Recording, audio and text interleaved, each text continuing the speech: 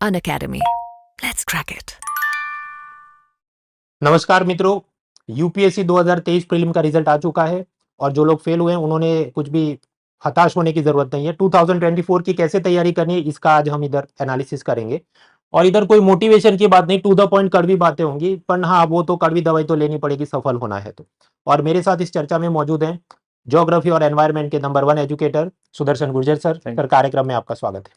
मेरे साथ मौजूद हैं सुख दुख के साथी, history, art, culture, general studies और ऑप्शनल सब्जेक्ट दोनों के नंबर 1 एजुकेटर प्रतीक नायक सर। आज उन्हीं के घर पे ये जो स्टूडियो है वहां पर हम आए हैं, मैं और सुदर्शन सर, और ये कार्यक्रम हो रहा है। So one by one we will be looking at all this subject और सिस्टमेटिकली हम इसमें आगे बढ़ेंगे। बिल्कुल सर, एक चीज मैं ऐड करना चाहूंगा कि इसमें ये स्ट्रेटेजी थोड़ी सी लंबी रहेगी क्योंकि सारे सब्जेक्ट्स पे हम लोगों ने थोड़ा फोकस किया और मृणाल सर ने स्पेशली बहुत काम किया है, बहुत एनालिसिस किया, रात भर जागे हैं ये उस चीज के लिए कि आपको एक प्रॉपर सही दिशा दे पाए। बहुत कंफ्यूजन था लर्नर्स को, तो बस यही कहूंगा वीडियो को एंड तक देखना, कारण उसका ये है तभी आप एक किसी निष्कर्ष पे पहुंच पाएंगे, एक प्रॉपर स्ट्रेटेजी बना पाएंगे। सो शांति से अपना समय निकाल के प्रॉपर इस वीडियो पे जरूर समय देना। तो बात है अपनी 2024 प्रीलिम्स की कैसे तैयारी करें ये वीडियो, और उसके बाद एक और आएगा कि मेंस की तैयारी कैसे करनी है। आगे बढ़ने से पहले आपके लिए पूर्व शर्त, प्री रिक्विजिट ये है कि एक तो आपको सिलेबस पता होना चाहिए प्रीलिम का, और 2023 प्रीलिम का जो पेपर है उसके क्वेश्चंस पता होने चाहिए। उसके सारे लिंक डिस्क्रिप्शन में दिए हैं। Now let's start. सबसे पहले तो ये आप एक्सेप्ट ही कर लो कि यहाँ पेपर टफ है। यहाँ पर ये जो नीचे लाइन जा रही है वो हमको दिखा रही है कि नंबर ऑफ इजी क्वेश्चन पहले के मुकाबले कम हो रहे हैं। दूसरी बात ये है कि जहां तक करंट अफेयर्स की बात है, देखिए 52 क्वेश्चन थियरी के थे, 11 क्वेश्चन लास्ट 1 ईयर के करंट अफेयर्स के थे, और 37 क्वेश्चन ऐसे थे जो 2 साल या उससे पुराने वाले करंट अफेयर्स के थे। तो यानी कि ज्यादा समय जिन चीजों पे आपको बिताना चाहिए वो ये डेली करंट अफेयर्स के पीछे दिन रात पागल होके मत भागो। That is another observation. Beyond this graph की मुझे बहुत अब उपयोगिता लगती नहीं। ये मैं खुद हूँ, 10 साल पहले का वीडियो है कि ये उस जमाने में जनरल स्टडी स्टैटिस्टिक मीन्स के अंदर आता था, तो मुझे ये लत लग गई या बुरी आदत है, एक्सेल में सब डालो और ग्राफ बनाते रहो। तो मैं उस जमाने में ये सब ग्राफ देख के क्या बोलता, हाँ इस पैटर्न के हिसाब से पढ़ाई करनी चाहिए। लेकिन फिर ऑस्कर वाइल्ड का ये कहना है कि कुछ बुद्धि उम्र के साथ आती है, विथ एज कम्स विजडम। तो खासकर ये पिछले 3 साल के पेपर जिस तरह से चल रहे हैं, अब मैं खुद आपको कहना चाहूंगा एट द एज ऑफ 37 कि बेकार है ये सब ट्रेंड एनालिसिस। हर विषय में स्टैंडर्ड बुक से यथासंभव पढ़ाई करनी चाहिए। ये मत करो कि नहीं मध्यकालीन तो मैं नहीं देखूंगा, या पर्सन इन न्यूज तो नहीं पूछते हैं, या अभी ऐसा हुआ कि सपोज 2018 में मिसाइल का पूछा, फिर नहीं पूछा तो ग्राफ बनाओ, अच्छा नहीं पूछ रहे हैं तो नहीं करूंगा, तो 2023 में पूछा ये सब बैलिस्टिक और cruise missile. So please overcome this type of this strategy making things. हर एक में आपके पास तो पूरा साल है, आप पढ़ के तैयार कर सकते हैं, अभी से स्किप करने की बात मत करो। ये जो भी हम ग्राफ एनालिसिस करते हैं उसमें एक और तकलीफ क्या है, जब भी सब्जेक्ट वाइज ब्रेकअप करें तो टीचरों की खुद की तनातनी रहती है। जैसे वीडियो पॉज करके ये क्वेश्चन देखना 2023 में कि public sector health care system, और पहला स्टेटमेंट ऐसा है जिसमें इकोनॉमी की समझ है, दूसरा स्टेटमेंट ऐसा है जिसमें कॉन्स्टिट्यूशन की समझ है। तो इकोनॉमी का टीचर क्या गया, ये तो मेरा सवाल है, पॉलिटी का टीचर ये मेरा सवाल है। तो अल्टीमेटली जो भी ग्राफ बनता है वो डिपेंड करता है किसके हाथ में वो ग्राफ बना रहा है। और मान लो करंट अफेयर्स में एक आध वर्ड मैच हो गया तो दोनों टीचर खराब है फिर। जी, तो अब जैसे ये ग्राफ मैंने बनाया तो मैं कहूं कि कुल मिलाकर करीब 21 सवाल पिछले 2 साल से इकोनॉमी के आ रहे हैं, और तो मतलब इकोनॉमी में ज्यादा टाइम स्पेंड करो। हालांकि ये टाइप का एनालिसिस अब उतना उपयोग इसलिए नहीं कि सपोज ये आप क्वेश्चन देखिए, शेयर मार्केट में बीटा शब्द का क्या मतलब है, ऐसा 2023 प्रीलिम में पूछा, बुक्स में न्यूज़पेपर में ये जनरली दिखता नहीं। तो अब बजाय इसके अगर थोड़ा वक्त निकाल के हम लोग मान लीजिए स्पोर्ट्स करके जाते कि ये ध्यानचंद अवार्ड और अर्जुन अवार्ड और द्रोणाचार्य अवार्ड किसको दिया जाता है उसकी थियरी करके जाते, तो उसमें रिटर्न ऑन इन्वेस्टमेंट ज्यादा था सर। लेकिन उधर हम छोटी बुद्धि से जो काम कर रहे थे कि नहीं देखिए 000 सवाल आए पर्सन इन न्यूज में, फिर 4 सवाल आए थे, फिर पिछले साल कुछ नहीं पूछा तो इस साल नहीं करेंगे, तो अभी 2 सवाल आए। सो अब देखिए ये बात सही है कि स्पोर्ट्स वगैरह के अंदर टफ सवाल थे, पर एक आध तो थियरी वाला कवर हो सकता है। वो सब इंडियन ईयर बुक में थियरी दी है, खेल रत्न और अर्जुन और ये सब अवार्ड। तो अब कड़वी घूंट ये पीनी होगी कि ऐसा भी सब तैयार करके जाना है बिना ये छोटी बुद्धि के। तो ये सब एनालिसिस में अब नहीं पढ़ेंगे इस पूरी वीडियो के अंदर अब कि देखो इसमें से इतने मार्क का पूछ रहा है तो इसको मत करो, इसको ज्यादा करो, please avoid this. Share market के साथ जोड़ के मैं एक और चीज यहां पर कहना चाहूंगा मित्रों, शेयर मार्केट में जो भी इन्वेस्टमेंट करना है, मैं रिलायंस का खरीदूं कि अदानी का खरीदूं, 2 जात के एनालिसिस होते हैं। एक होता है फंडामेंटल एनालिसिस, कि बैलेंस शीट क्या है, कंपनी की लीडरशिप क्या है, कितना उधारी लिया है। और दूसरा होता है टेक्निकल एनालिसिस कि उसका ग्राफ का शेप क्या बन रहा है, कैंडल शेप क्या है, इंडिकेटर सब देखो, RSI और एवरेज वगैरह। अब आप समझिए ये जो शेयर मार्केट के सब इन्फ्लुएंसर है वो सब क्या पट्टी पढ़ाते हैं कि देखो कोई भी कंपनी का शेयर का भाव ऐसा डब्ल्यू शेप बनाए तो इसका मतलब फिर यहाँ से ये ऊपर चढ़ेगा और आपका पैसा डबल हो जाएगा। लेकिन आप ये वाला ग्राफ देखो तो रियलिटी में क्या है, इसका तो कुछ नहीं हो रहा है। ये यूपीएससी है सर एकदम ऐसा। ये just like UPSC. So UPSC and share market both are acting in same manner. खासकर ये यूएस फेड टेपरिंग और रशिया यूक्रेन क्राइसिस के बाद ये तकलीफ और बढ़ गई है कि शेयर मार्केट में ग्राफ अपने काम नहीं करते और उसी तरह यूपीएससी में नहीं करते कि देखो कुछ साल तक कुछ पर्सन ही न्यूज नहीं पूछा, फिर कुछ 4 सवाल आए, फिर कुछ नहीं पूछा, फिर वापस दो। बीच में एक ऐसा साल गया इंटरनेशनल रिलेशन का 0 सवाल, फिर कंटिन्यूअसली 8-8 सवाल, और उसमें भी ऐसा कि रूटीन इंटरनेशनल रिलेशन नहीं, मैप्स, और उसमें भी negative places in news, right. तो ये जो भी नोशन है उसको न लेते हुए सब चीज यथ संभव तैयारी आप करें। डिफिकल्टी बढ़ रही है क्योंकि पेयर टाइप क्वेश्चन पूछे जाते हैं, out of the book question आ रहे हैं, out of the trend question आ रहे हैं, ग्राफ एनालिसिस अब गलत हो रहे हैं, कोई शॉर्टकट है नहीं, कोई सब्जेक्ट में सब कुछ तैयार करके आप जाइए, ऐसी अब सलाह हो सकती है। कुछ तो हमारी आदत बिगड़ चुकी है कि जैसे बिटकॉइन में पैसे आप लगाते थे, आंख बंद करके पैसा बढ़ रहा था, लेकिन उसमें भी देखिए अब सब गिर रहा है। Same happening with UPSC also. ये स्ट्रेटेजी के जो टोटके 2016 में काम करते थे अब नहीं कर रहे। प्रतीक सर हमारे साथ हैं। मैं बात करूं आपको हिस्ट्री की, हिस्ट्री में भी लोग छोटी बुद्धि से बहुत साल चले कि देखो मैं तो सिर्फ बौद्ध और जैन धर्म करूंगा, हड़प्पा संस्कृति पे नहीं पूछ रहे तो नहीं करूंगा। फिर अभी आप देखिए मिडाइवल हिस्ट्री भी पूछते हैं, साउथ इंडिया के डिक्शनरी टर्म भी पूछते हैं। तो ग्राफ एनालिसिस के हिसाब से मत चलो, you have to spend time on every place. और सर हिस्ट्री में तो तीनों मुझे लगता है करके जाना चाहिए बच्चों को, डेफिनेटली, क्योंकि मैं भले ही नहीं पढ़ाता हूँ लेकिन आफ्टर ऑल लर्नर ये कहते हैं ना कि सर मुझे लगा था मिडिवल नहीं आएगा, मैंने पढ़ के नहीं गया तो वहीं से मुझे 3-4 क्वेश्चन आ गए। एंशियंट को उतना मेरा लगता है कि अब जरूरत भी है, तो बैलेंस रखना चाहिए। आपने वो जो ग्राफ बताया था एक लर्निंग और थी सर, पहले वाले जो ग्राफ्स थे ना, कि हम ये जरूर कह रहे हैं कि इसके पहले वाला ही जस्ट, हाँ, अब इनमें ये पुराने वाले लग रहे थे जिसमें काउंटिंग बहुत बड़ी दिख रही थी। अब आगे जैसे आपने थोड़ा सा हम आगे जाएंगे, जो आपने recent places in news type के दिए थे, बस ये अब जैसे ये आईआर का एग्जांपल है, यहां से आप कभी भी इन्फ्रेंस नहीं निकाल सकते कि कितने क्वेश्चन आएंगे, पर एक जरूर है कि आएंगे।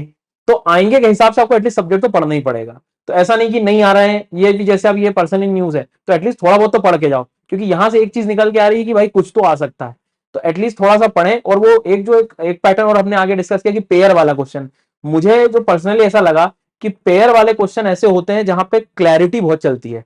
आपको ऊपर से ऊपर ऐसे सब्जेक्ट पढ़ के कुछ होना नहीं है, आपको चीजें एक्चुअल में पता होनी चाहिए। इसके लिए हो सकता है थोड़ा एफर्ट ज्यादा लगेगा, चीजों को याद भी करना पड़ सकता है कई बार, क्योंकि ये पेयर वाले क्वेश्चन में लिटरली कई बार तुक्के नहीं लग पाते हैं। आपको पता है तो ठीक है, नहीं तो फिर बैठे रहो। तो इसलिए कुछ भी पढ़ो तो थोड़ा कोशिश करो कि लंबे समय तक वो याद रहे आप लोगों को। इसलिए सर मैंने लर्नर का भी फोटो डाला कि जो एक नहीं अब 2 किताब पढ़े। वो कड़वी सच चाहिए। तो ये छोटी बुद्धि से अब निकलना पड़ेगा, दैट इज द। अब एग्जाम के 10 दिन बाकी और फिर शॉर्टकट ले वो अलग बात है, आपके पास पूरा साल है तब शॉर्टकट मत लो, नहीं मैं तो कुछ और नहीं देखूंगा और मध्यकालीन भारत मुझे पसंद नहीं वगैरह। दूसरी एक कड़वी ये भी पता चली हकीकत सोर्स मैपिंग के बाद। सोर्स मैपिंग मतलब कौन सी बुक से क्या सवाल आए। जैसे ये एक प्रश्न था एनवायरमेंट में कि मार्सुपियल नाम की जो जानवर है भारत में नहीं पाते और ग्रासलैंड वगैरह। असल में ये चीज एनसीईआरटी की जो बायोलॉजी की क्लास 12 की किताब है उसमें एवोल्यूशन नाम का चैप्टर, उधर में फोटोग्राफ के साथ दिया कि ये सब मार्सुपियल है, ये सब कांगारू वगैरह, और ये यहाँ पाए जाते हैं वगैरह। तो science, biology, environmental chemistry, pollution, biotech के जो 11-12 की किताबें वो भी आपको पढ़नी पड़ेंगी। एटलीस्ट तो मतलब पेजेस पलट लें, जी, थोड़ा ऑब्जर्वेशन कर लें, इमेजेस बेस, मतलब बहुत जरूरी मुझे ऐसा लगता है, और वो इनडायरेक्टली इन्वायरमेंट को समझने में मदद ही करेंगी। तो ये चीज तो ध्यान। और इसमें तो सर हम ये भी कह सकते हैं स्पीशीज वाले तो आते ही हैं, पिछले 3-4 साल से तो आ ही रहे हैं एकदम कुछ। जी सर। तो this selective reading is required. अभी मैं आर्ट्स बैकग्राउंड से हूँ, कॉमर्स बैकग्राउंड से हूँ, ये तो इंग्लिश मीडियम को फेवर करता है, ये तो इंजीनियर को फेवर करता है, एक्सेप्टेड।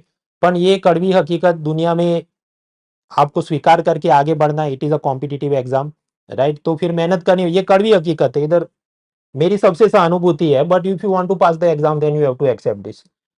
तो अब आगे हम एक एक करके सब्जेक्ट स्पेसिफिक जाएंगे। Geography, agriculture, environment, history, art, culture, polity, governance, higher defence, economy, government scheme, science tech, and lastly person in news and sports. ये हम कर रहे हैं। शुरुआत करें हम लोग सबके फेवरेट सब्जेक्ट से, और वो है पॉलिटी एंड गवर्नेंस, कि जिधर सब लोग सोचते हैं कि मैं मास्टर हूँ। उसमें कुल मिला के सर 3 जात के सवाल आ रहे हैं। पहला सवाल है रूटीन टाइप के सवाल संविधान के, जो लक्ष्मीकांत से सॉल्व होते हैं और जो सब कर सकते हैं। सही बात। दूसरे आते हैं एब्स्ट्रैक्ट टाइप के, कि what is the meaning of liberty, what is the meaning of constitutional government. उसके लिए एनसीईआरटी, उसमें भी वो जो 11-12 पॉलिटिकल साइंस, वो सब की थोड़ी समझ आपको चाहिए। तीसरे आते हैं रैंडम बॉम्ब्स, जैसे इस बार पूछा होमगार्ड की कौन अपॉइंटमेंट ये वाले करके तो क्या काम करते हैं। This is actually given in India yearbook, उसमें वो कुछ लॉ जस्टिस के हाँ। चैप्टर में दिया है। फिर कुछ आते हैं, अब कुछ समय पहले आप याद करो जब बॉलीवुड में सुशांत सिंह वाला केस हुआ था, उसके बाद इंडियन एक्सप्रेस में काफी एक्सप्लेन सीरीज चली कि ये परोल और वो सब चीजें क्या होती हैं, बेल का क्या है, राइट है कि नहीं है। सो उस टाइप के प्रश्न उस टाइप में आए थे।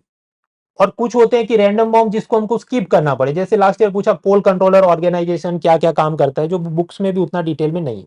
सो when you speak about polity governance, इतनी सारी चीजें, it is not just Laxmikanth, it is much beyond that. अब अगर हम थोड़ा और उसका ऑब्जर्वेशन निकालें, ये टेबल आप वीडियो पॉज करके आराम से देखना। एक तरफ हमने बनाया है 2023 में कैसे प्रश्न है और पिछले 3 साल में कैसे है, 2020, 21, 22 में। उससे पहले नहीं, जब 2016 का पेपर दे क्या ये वो, उसकी कोई मतलब नहीं। उस जमाने के टॉपर ये वाला पेपर दे तो वो पास होंगे कि नहीं, उनकी वो खुद गारंटी ले सकते हैं कि नहीं, मैं हम नहीं बोल सकता।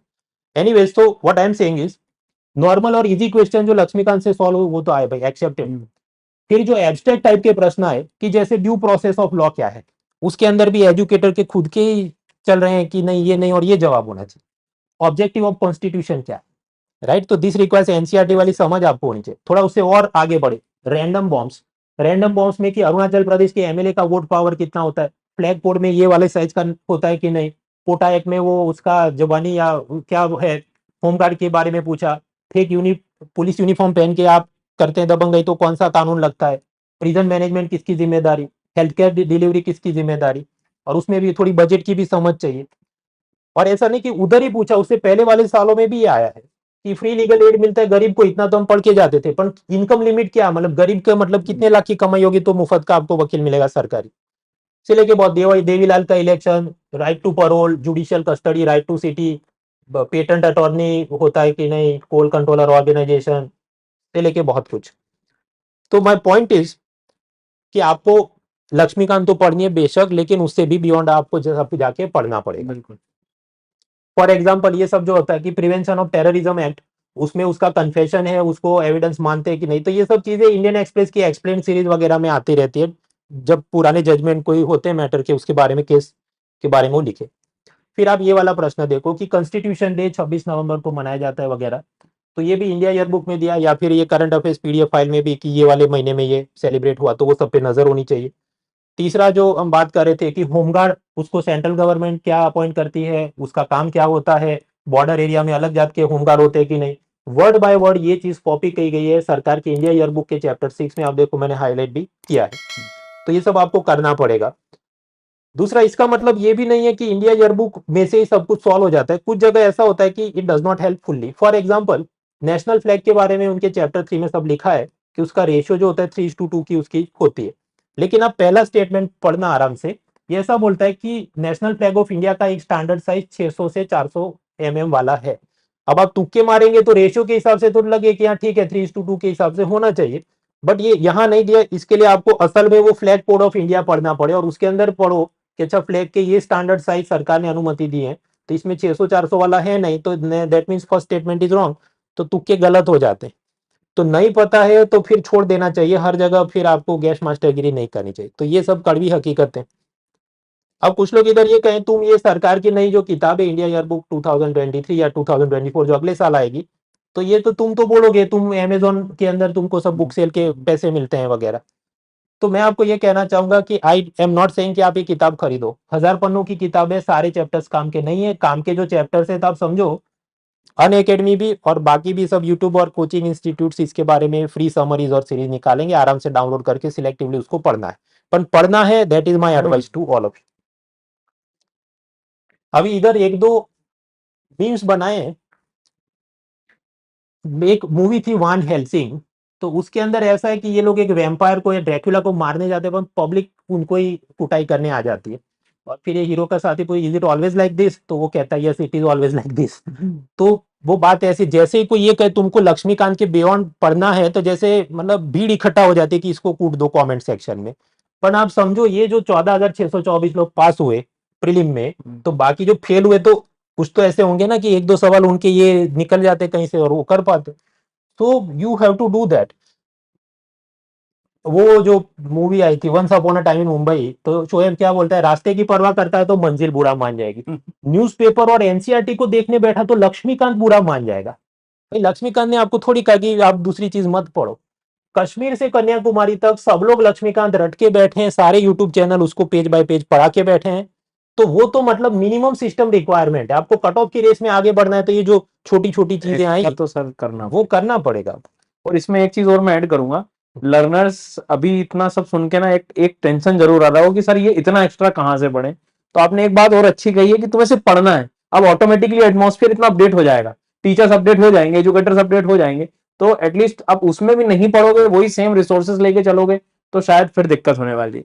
तो काफी बेहतर एनालिसिस मुझे लगा कि सर हमने यहाँ पर करने का प्रयास किया है।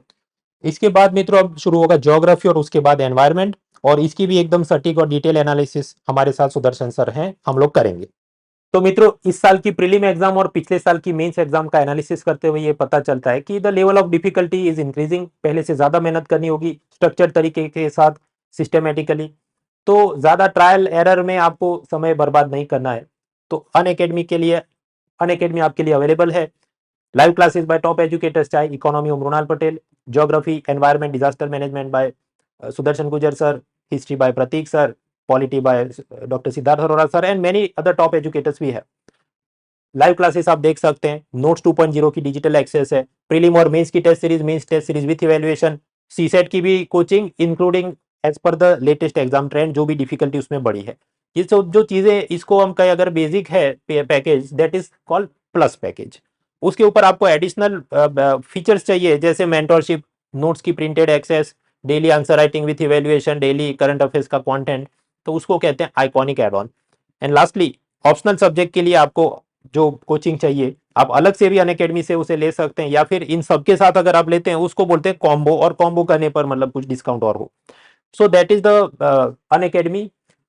और इससे लर्नर्स को फायदा भी हुआ है। पिछले साल का हम रिजल्ट देखें तो 2022 में करीब 300 से ज्यादा लर्नर्स जो प्रीलिम्स, मेंस और इंटरव्यू के अलग अलग स्टेज पे हमसे जुड़े थे और उनकी सिलेक्शन आई है। और इससे भी पुराने सालों में और अच्छे अच्छे सिलेक्शन हमने हर साल आते रहते। For example all India rank 2 जागृति अवस्थी जो हमारे प्लस प्रोग्राम की स्टूडेंट्स थे। So take benefit of this. इसमें भी जो लोग 2024, 25, 26 की तैयारी कर रहे हैं तो उनकी जो भी फाउंडेशन के लिए आरंभ शुरुआत हो रही है टॉप एजुकेटर्स के द्वारा, और यहाँ पर भी up to 50% discount you can get. उसके भी सारे कोड्स नीचे डिस्क्रिप्शन में दिए हैं। देन 2024 के लिए भी आरंभ बैच जो शुरू हो रहा है हिंदी माध्यम के लिए, अलग से लक्ष्य बैच शुरू हो रहा है विद हिंदी मीडियम एजुकेटर्स। जो लोग इसको इंस्टॉलमेंट में करना चाहते हैं तो ईएमआई की भी फैसिलिटी है with this particular phone number. And optional subject में भी चाहे पॉलिटिकल साइंस हो, sociology, mathematics, agriculture, pubad, anthropology, geography, history, उसमें भी अपने पास एक्सपीरियंस टीचर्स की पूरी एक पैनल है अलग अलग माध्यम्स में। तो उन सब का फायदा उठा सकते हैं। सुदर्शन सर आखिर में आप बच्चों को कुछ बताना चाहें? तो सर एक तो यही कहूंगा कि स्टार्टिंग जैसे हमने करी थी कि इस बार के एग्जाम के ट्रेंड को देखते हुए यदि हम लोग दो तरह के लर्नर समझ रहे हैं कि एक ऐसा लर्नर है जिनके पास बहुत समय है, तो आप समय है तो सेल्फ स्टडी में समय लगा रहे हैं, सारी चीज़ें हैं, लेकिन आप कुछ भी कर लो एग्जाम का पैटर्न ऐसा हो गया है कि चीज़ों को बहुत डीपली पढ़ना पड़ेगा। और कई बार किताबें भले ही कितनी अच्छी हों, क्या बोल रही हों वो हमें एकदम समझ नहीं आता, क्योंकि कई बार किताब का लेवल और हमारा लेवल एकदम मैच कर जाए वो बहुत कठिन होता है। तो हमें एक सपोर्ट, एक गाइडेंस की जरूरत लगती है। अनअकैडमी ऐसा प्लेटफॉर्म है जहां आपको फ्री क्लासेस और पेड सब्सक्रिप्शन दोनों की हेल्प मिल जाएगी। तो आप आराम से अपनी सिचुएशन को देखते हुए, अपने समय को देखते हुए आप सब्सक्रिप्शन में ले सकते हो। और ये 50% का जो डिस्काउंट है वो मिल रहा है आपको। एटलीस्ट जो नेक्स्ट ईयर वाले तैयारी करना चाह रहे हैं, समय को पहचानो और जो पेपर्स हैं उनकी स्थिति को समझो और बेहतर लर्निंग पर आप आगे बढ़ सकते हैं। ये ऑफर 17 जून को एंड भी हो रहा है, सो इसका बेनिफिट लें। ऑलराइट फ्रेंड्स, तो 2024 प्रीलिम्स की तैयारी के बारे में हम लोग बात कर रहे थे। अब तक हमने एक जनरल ऑब्जर्वेशन और पॉलिटी सब्जेक्ट की तैयारी देखी। Now we move forward to geography and environment. मित्रों ज्योग्राफी और एनवायरनमेंट की स्ट्रेटेजी क्या रहनी चाहिए, पेपर का क्या ट्रेंड था, उसके लिए हमारे साथ परिचय की वैसे जरूरत नहीं, लेकिन फिर भी सुदर्शन गुजर सर हैं। ज्योग्राफी और एनवायरनमेंट दोनों के अंदर एक बड़ा नाम, अन अकेडमी के मतलब सारे कैटेगरी के सारे टीचर्स का हम जमा करें तो मेरे ख्याल से 600 प्लस वॉच मिनट्स, और इधर तो सब फॉलोवर्स हैं करीब 3 लाख, 3.5 लाख से ज्यादा, वो सब अन अकेडमी पे। सेपरेटली अपने यूट्यूब चैनल पे भी उन्होंने करीब 1.5 लाख उनके फॉलोवर सब्सक्राइबर हो रहे हैं। यूट्यूब की तरफ से सिल्वर बटन अवार्ड भी मिला है, वो सब सर ने इधर लिखा नहीं। इनको परफेक्ट प्रेजेंस अवार्ड भी मिला है आने के, मतलब कोई क्लास रिशेड्यूल नहीं, टाइम पे सब क्लासेस होते रहे, आपकी पढ़ाई में कभी रुकावट नहीं है, भले घर में कुछ जो भी चल रहा हो, कुछ भी इशू हो, हेल्थ अच्छी ना हो वगैरह, बट सर ऑलवेज ट्राइज की क्लास अपने नियमित होते रहे। Geography, environment, disaster management, prelims और मेंस, इन सब के लिए सर की सीरीज चलते रहती है। जो लोग अफोर्ड कर सकते हैं बेस्ट, नहीं भी अफोर्ड कर सकते तो भी सर के बहुत सारे फ्री सीरीज, जिसको हम बोलते हैं स्पेशल क्लासेस, वो आप देखें तो भी आपका बहुत सारा काम हो जाएगा। सर कार्यक्रम में आपका बहुत बहुत स्वागत। Thank you sir. अब यहाँ पर सर, मैं तो अब तक समझता था कि ज्योग्राफी मतलब 3 सब्जेक्ट होते हैं, फिजिकल, इंडियन, वर्ल्ड, लेकिन अभी ऐसी फील आ रही है पिछले 3 साल से कि मिनरल ज्योग्राफी अलग, मैप्स इन न्यूज अलग, ऐसे 2 और सब्जेक्ट पढ़ने हैं, तो मतलब कैसे खत्म करेंगे? तो सर नो डाउट यूपीएससी ने इस बार हमें बहुत आश्चर्यजनक मतलब चीजें दी हैं क्वेश्चन के रूप में, लेकिन मैं फिर कहूंगा कुछ भी हो जाए आपको इसका साथ छोड़ना ही नहीं है, क्योंकि ये आपको एक्चुअल में सिखाती है, दैट इज फिजिकल ज्योग्राफी। कोई भी लर्नर पेस में हो, आपने 100 बार क्वेश्चन देख लियो, कुछ भी कर लो आप, आपको फिजिकल ज्योग्राफी पढ़ना पड़ेगा एक बार। मान लो कि मैं आज भी कह रहा हूं कि अगले साल भले एक भी क्वेश्चन ना आए, लेकिन आप एनवायरमेंट समझ ही नहीं पाओगे, क्लाइमेट को कभी समझ ही नहीं पाओगे बिना इसके। तो ये बेस है। कई बार जरूरी नहीं होता है कि क्वेश्चन आए तो मैं पढ़ूंगा, ये तो हम अभी से इतनी देर से यही चर्चा कर रहे थे कि एटलीस्ट कई बार आपको बाकी सब्जेक्ट प्रिपरेशन आसान हो जाएगी आपकी, इसलिए सब्जेक्ट पढ़ें।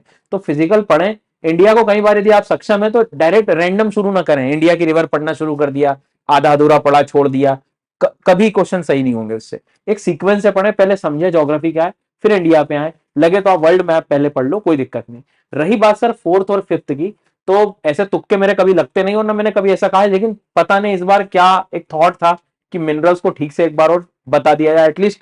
और इस बार ही ऐसा हुआ कि रिसोर्स बेस्ड चीजें पूछ ली यूपीएससी ने कि कहां मिलता है बताओ, मतलब क्लैरिटी चाहिए कि कोबाल्ट जैसी चीजें, निकल जैसे, मतलब पुराने एग्जाम में कि कहां मिलता है, मतलब आप ऊपर ऊपर नॉलेज में काम ही नहीं बनेगा।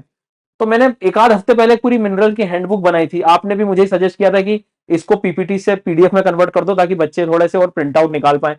तो वो अब जिन लर्नर्स ने देखा था उनके लगभग तीनों सवाल सही हो गए थे, जो इस बार गोल्ड का था, कोबाल्ट वगैरह इनका था। लेकिन अब उन्हीं बच्चों से मैं कहूंगा कि ये जो समस्या थी, मानता हूं मैं लास्ट ईयर तक, लेकिन अब वो यूट्यूब पे है ये वीडियो, इसको देख के आप कम से कम अपडेट हो सकते हो। सोर्स इसका जेन्युइन मैं इसलिए कह रहा हूं क्योंकि जो हमारी इंडिया ईयर बुक जो आती है मिनरल्स वाली, उसका एक रिसोर्स है मेरा, मतलब और वर्ल्ड के रिसोर्सेज के लिए मैंने जो यूएस का जियोलॉजिकल सर्वे वहां से काम किया, तो वहां के सब मैंने डेटा लिया है। और मैप्स के लिए तो वर्ल्ड मैप की सीरीज मेरे हिसाब से काम हो जाएगा, प्लेसेस इन न्यूज से भी आए हैं सब चीजें, तो कुछ काम मेरा रहेगा कि मैं आसान कर ही दूंगा, और इस साल में पूरा सपोर्ट रहेगा, ये सारी चीजें सब मैं कवर करूंगा। आपका सिर्फ काम है पढ़ लो और रिवाइज कर लो, आना होगा तो वहीं से आएगा, नहीं तो फिर सर सबका ही नुकसान होना जो होगा। हाँ, मतलब हाँ वो ऐसी चीज होगी कि उसको स्किप ही कर देना पड़े। हाँ, फिर वो है, मतलब प्रयास ही हम कर पाएंगे, ऐसा है।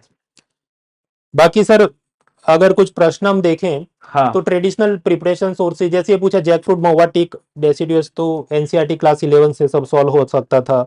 बिल्कुल। फिर ये कुछ था वाटर वाटर वेपर, इसमें सर दो तीन चीजें मैं बताऊंगा। जैसे अभी आप थोड़ी देर पहले कह रहे थे कि लक्ष्मीकांत तो पढ़ना ही पड़ेगा, कुछ बेसिक सवाल आएंगे, तो कक्षा 11वीं की एनसीईआरटी तो जो है आपको एक बार वो जो मैं कह रहा था फिजिकल ज्योग्राफी तैयार करनी पड़ेगी। हाँ, ये जो चैप्टर है इसमें इंसोलेशन यदि आपको नहीं पता है, इंफ्रारेड नहीं पता है, तो आपसे कभी नहीं बनेगा। और ये कब सीखोगे, जब आप क्लाइमेटोलॉजी का बेसिक पढ़ते हो तभी आता है ये सब, कि शॉर्ट वेव क्या होती है, लॉन्ग वेव क्या होती है। अब यदि आप ऊपर ऊपर पढ़ लोगे कि भैया ट्रोपोस्फियर होता है, मीजोस्फियर होता है, ये लेयर होती है, यहाँ से रेडियो वेव्स आती हैं और यहाँ आए, फिर कुछ नहीं होना। जब तक नॉर्मल लेफ्ट राइट के कॉन्सेप्ट नहीं पढ़ोगे, ठीक से नहीं पढ़ोगे, तब तक। तो मैं आपसे कह रहा हूं, आप कहीं से पढ़ रहे हो, कैसे भी पढ़ रहे हो, आपको बेसिक्स बहुत अच्छे से पढ़ने पड़ेंगे और सब्जेक्ट को जीना पड़ेगा। ज्योग्राफी को तो कॉन्सेप्चुअली स्ट्रांग बनाना पड़ेगा।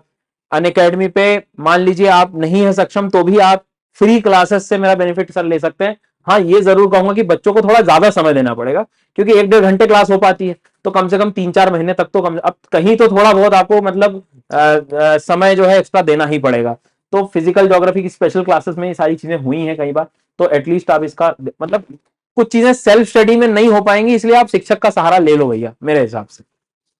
सर, फिर ये एक प्रश्न आया, specific heat of water and land, और ये तो मतलब देख फिजिक्स में मिला है। फिजिक्स, तो ये क्या बिल्कुल, आफ्टर ऑल लोग भले ही कुछ कहें ह्यूमैनिटी का बोले, लेकिन मुझे ज्योग्राफी, मैं अभी भी आज बोलूंगा तो ज्योग्राफी भी अपने आप में एक साइंस है सर। मतलब एटलीस्ट फिजिकल ज्योग्राफी वाला पार्ट अपने आप में साइंस का ही सब्जेक्ट मानता हूं मैं।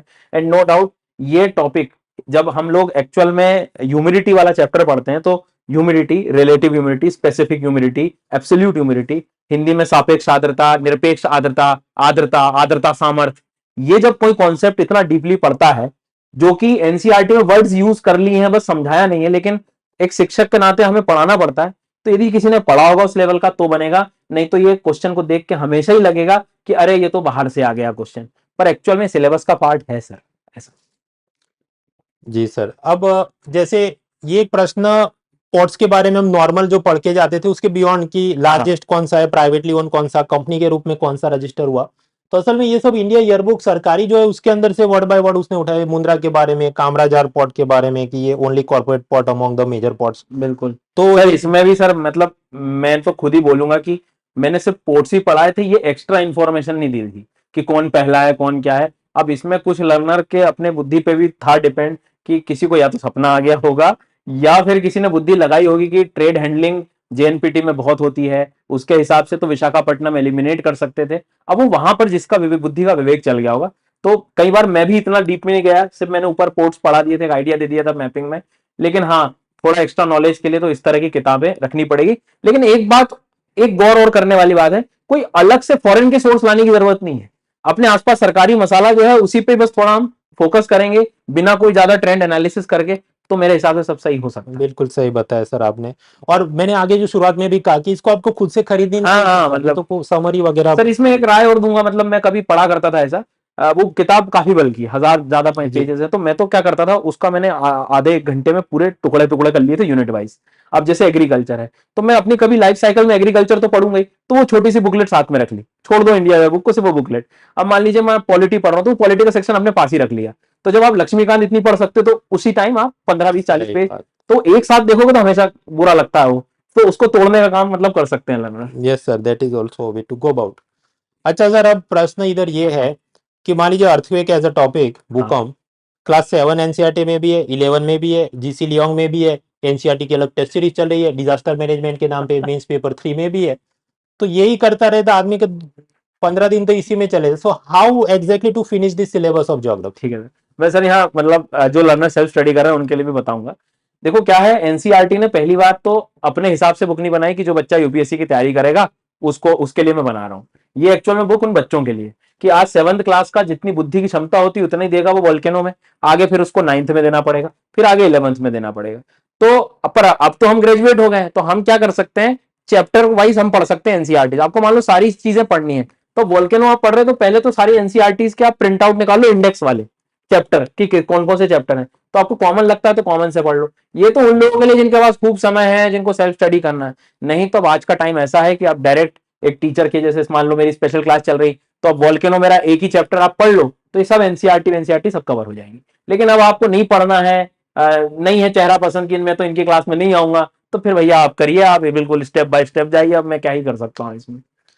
मतलब ये तो असल में चीज ऐसी कि कोचिंग का क्या फायदा है, तो ऐसी अपनी जो समय बहुत ज्यादा जाता है उन चीजों को कॉम्प्रेस और स्ट्रक्चर तरीके से पढ़ा सके। हैविंग सेड दैट, ऐसा भी नहीं कि सब टीचर्स में इतना प्रोफेशनलिज्म और वो चीज होती है, पर जो लोग शिखर तक पहुंचे हैं तो उनको खुद भी अपना जो प्रोफेशनलिज्म है उसके चलते काम होता है। और मैंने आपको बताया, आप अफोर्ड न कर सके तो भी सुदर्शन सर के बहुत सारे फ्री क्लास की मेरी स्पेशल क्लास में आना चाहिए सर, वो उसमें आप बैठिए, आपके ये ऐसी तो मतलब बहुत सारी चीज खत्म हो जाएगी, उसका अलग से बहुत टाइम आपका बच। मतलब ये ज्योग्राफी को पढ़ने लायक हो जाएंगे सर। मतलब कई बार हमें समझ में इसलिए नहीं आती क्योंकि बेसिक ही नहीं पता होता, तो एटलीस्ट आप कर सकते हैं। तो एक तो रास्ता मतलब ये हो सकता है, आप कोई अच्छा कोर्स, चाहे पेड है, फ्री है, यूट्यूब सीरीज है, उसको आप देखिए जो एक एक्सपीरियंस फैकल्टी आपको समझा रहा है।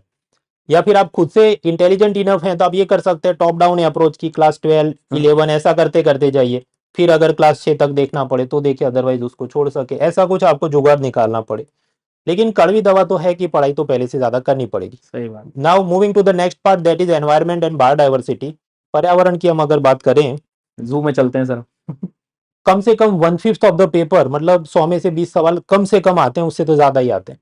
वैरायटी ऑफ क्वेश्चन हम देखें तो एक तो उसमें एग्रीकल्चर इरिगेशन को भी मैं इधर ही डाल रहा हूँ कि इस बार वो चाइना के साथ इरिगेटेड लैंड का कंपैरिजन किया, ग्राउंड वाटर का सब डेटा मांगा। और इससे पहले वाले सालों में भी ऐसा सब पूछा है, वाटर क्रेडिट और नाइट्रोजन फिक्सिंग प्लांट और मीथेन पोल्यूशन प्लांट से होता है। एनर्जी के अंदर ये सब पावर प्लांट और furnace oil, largest solar park वगैरह कुछ आया। फ्लोरा फोना में तो मतलब कि मचा के रख दिया है। मार्शलैंड से लेके वो नॉक्टर्नल एनिमल्स, हनी भी, ओरांगुटान किधर से खाना खाता है, मशरूम जी। फिर ये तो मैं पूरी लिस्ट ही नहीं पढ़ रहा, आप वीडियो पॉज करके आराम से देखना। इतने सब प्रजाति के बारे में पूछा, कम्युनिटी रिजर्व्स और नेशनल पार्क और बहुत कुछ। तो सर अब कैसे करें? कैसे करें? अब एक तो लोग ये बोलते हैं, खासकर ये जो मतलब कुछ टीचर्स हैं, कि UPSC is asking things around you, आपके आसपास, और आईक्यू ने ईक्यू टेस्ट करता है। और ये मतलब वो स्टिक से वो ओरांगुटान खाना खाता है, तो ये तो आपने ज्योग्राफी होना था। तो मेरा ये कहना है, अब स्क्विरल घोंसला बनाते कि नहीं, वो आपने आइस एज 3 देखा, उसमें गिलहरी होती है, वो ऐसा करती वैसा कर। But my question to you Sudarshan sir is, जो मतलब खाते पीते घर के बच्चे हैं, अच्छे स्कूलों से पढ़े हैं, जो ऐसा सब चैनल वगैरह देखते हैं, किताबें मैगजीन उनके घर में होती है, they can afford to do it. गरीब घर के बच्चे ऐसा सब किधर ज्योग्राफी चैनल का, मतलब डिस्कवरी चैनल का सब्सक्रिप्शन लेके देखते हो? तो यहाँ एक सबसे बेसिक चीज मैं बताऊंगा सर। हम पहली वाली स्लाइड से शुरू करते हैं जरा। अ, इस तरह की चीजें मैं आपको फिर कह रहा हूँ कि ये आश्चर्य नहीं है, हमेशा आया है। और हर साल भारत सरकार एग्रीकल्चर की रिपोर्ट, ये सब रिपोर्ट्स निकालती है, और उन रिपोर्ट्स की मदद में ये चीज कंपैरिजन करके कई बार बताती है। होता क्या है, बेसिक सोर्सेस को फॉलो करते करते ये कभी हमें आइडिया नहीं आता कि इनको भी हमें पढ़ना चाहिए। जैसे इस बार एग्रीकल्चर का एक वीडियो मैंने जब बनाया था, तो उसमें कुछ चीजें मैंने डाटा दिया भी था। हालांकि जैसे ऐसे मिलेट्स का भी मैंने बहुत डिटेल बनाया, क्वेश्चन नहीं आया, पर कभी मेंस में भी आएगा तो आपको काम आ जाएगा। तो मेरे मतलब ये है कि आपको मान लीजिए, लेट से सपोज मैं आज 20 क्वेश्चन मान के चल रहा हूं, और आप अभी हमने आगे स्लाइड्स में देखा बड़े अतरंगी से सवाल कि बिना जू जाए होंगे नहीं, तो और मैं जू तो जा नहीं सकता, आज तक मैं भी नहीं गया, हो सकता है ऐसे बहुत होंगे कि नहीं जा रहा है, या मान लीजिए उतने हमारे पास सोर्सेज नहीं है फॉर एग्जाम्पल। तो ऐसे हमें 7-8 क्वेश्चन हमेशा ही मिलेंगे, और मैं कहता हूं आज भी मैं आपसे कह रहा हूं कि आपको तैयार रहना पड़ेगा। अब क्या करें, तो इसके गुणगान गा के मैं काम करता हूं, 12 क्वेश्चन को खराब कर लेता हूं जो हमेशा आते हैं, लाइक पोल्यूशन वाले। तो पोल्यूशन के बारे में यदि हम लोग बात करें, फॉर एग्जाम्पल पोल्यूशन में किससे कौन सा पोल्यूशन होता है, कौन सी इंडस्ट्री से, ये जब क्वेश्चन आते हैं तो क्यों ना मैं सब छोड़ के पहले इन पे फोकस कर लूं। तो इन्वायरमेंट की एक बुरी बात यह है कि बड़े अजीब से सवाल आ रहे हैं, लेकिन एक अच्छी बात है कि कुछ थीम्स रिपीट होती हैं। थीम्स, क्वेश्चन है थीम्स, तो पहले उनको मैं कर लूं। और नो सर, मतलब 4-5 चीजें जो हैं वो नो डाउट हमेशा मिलेंगी। इसका ये इलाज है कि आप नो डाउट फॉलो करते रहो मुझे साल भर। मेरा प्रयास ये रहेगा कि जितनी इंफॉर्मेशन जहां से निकाल सकता हूं मैं अपना समय दूंगा, आप अपना समय मत खराब करो, क्योंकि मुझे मालूम है मुझे सिर्फ एक ही काम करना है सर, रिसर्च का। बच्चों को तो बहुत सारे सब्जेक्ट पढ़ने, वैसे भी टाइम नहीं होगा। तो ये जो अतरंगी सवाल है मैं प्रयास करूंगा क्या अपन और बेहतर कर सकते हैं। अब प्रयास ही कर सकते हैं इस टाइम पीरियड पे, नहीं तो आपको बाकी के जो रिमेनिंग 10-12 सवाल में उन पे फोकस करना चाहिए, मेरे हिसाब से ये है। बिल्कुल सर। और कट ऑफ तो वैसे भी it is not 200 out of 200 marks. हाँ, मतलब वही। तो उस पे इतनी लेफ्ट राइट अब इसमें जैसे ये वाले जो हम बात कर रहे थे, इससे रिलेटेड कुछ जो चीजें होंगी मैं कोशिश करूंगा, या इसके आसपास और क्या हो सकता है, और मान लो कोई नई नई चीजें निकलेंगी तो वो सब मैं बता दूंगा। लेकिन सबसे बढ़िया काम है कि आप जो बाकी बेसिक है उन पे भी फोकस करें, जैसे कम्युनिटी रिजर्व, नेशनल पार्क, इस तरह के आते हैं सवाल। अच्छा, कई बार सर इस बार ये भी हुआ कि नेशनल पार्क का आगे हम देखें क्वेश्चन आया ही नहीं, एक एनालिसिस है, आपने स्लाइड में भी दिया हुआ है। अब नेशनल पार्क का एनालिसिस नहीं आया, लेकिन नेशनल पार्क के दौरान जब हम स्पीशीज पढ़ते हैं तो वहां से ये बहुत सारी चीजें निकल के आ गई थी, तो बच्चों को वो वाली इनडायरेक्टली हेल्प करी। तो कई बार चीजें डायरेक्ट नहीं आती, कई बार हमें इनडायरेक्टली काम आ जाए, तो ऐसा भी कर सकते हैं। अब ये गोल्डन जो महशीर फिश वगैरह जो थी, ये सब नेशनल पार्क की स्पीशीज में डिस्कस हुए हैं। अब तो कभी ना कभी कहीं ना कहीं चीजें बैलेंस हो जाएंगी, स्वैम्प डियर वगैरह।